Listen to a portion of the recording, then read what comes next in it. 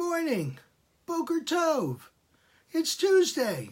Yep, it's Torah Tuesday. How are you this morning? The sun is out. It's bright and sunny.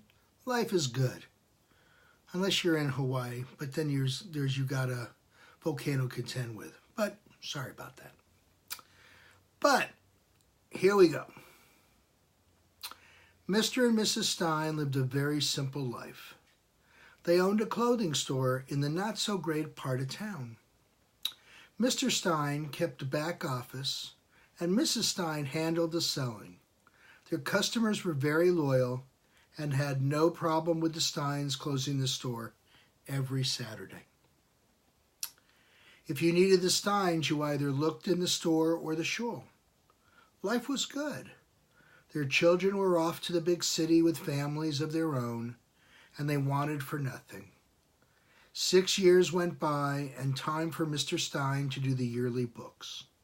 Like he did on the 7th year, he zeroed out his accounts receivable. Like every 7th year, his accountant went ballistic.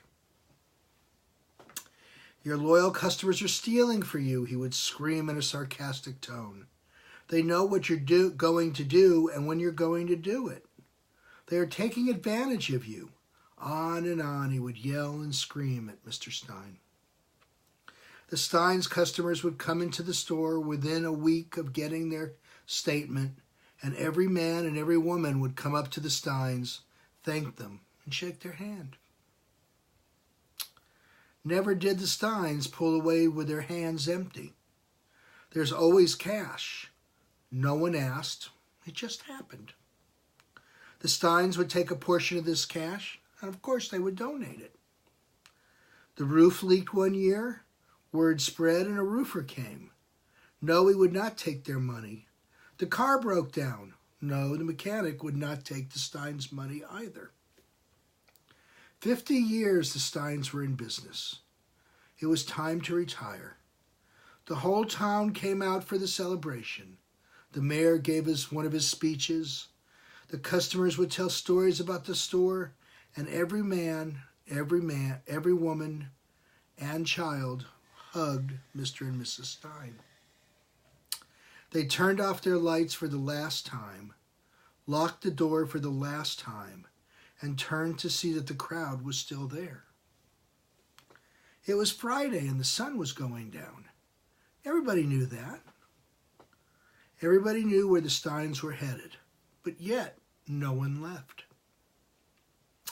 Mr. and Mrs. Stein started towards the shul, just like every other Friday. The crowd was still there, but now behind them. Everyone was headed to shul. Every man, every woman, and every child.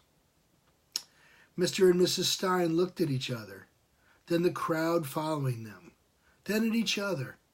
He smiled, she put her hand in his, and off they went. Well, that's a story about this week's Parsha. Parsha Behar Bechukotai.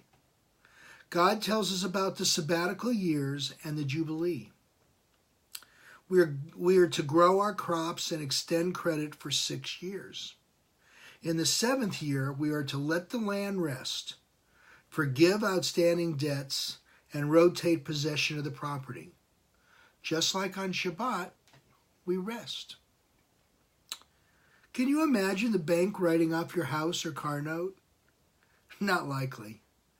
But how about we let go of regret, grudges, the everyday mundane. Once a week, every 7th day, we can be like Mr. and Mrs. Stein, hand in hand. Thank you for listening. I hope you enjoyed my story. I hope you learned something. Give me some comments, likes. I like being liked.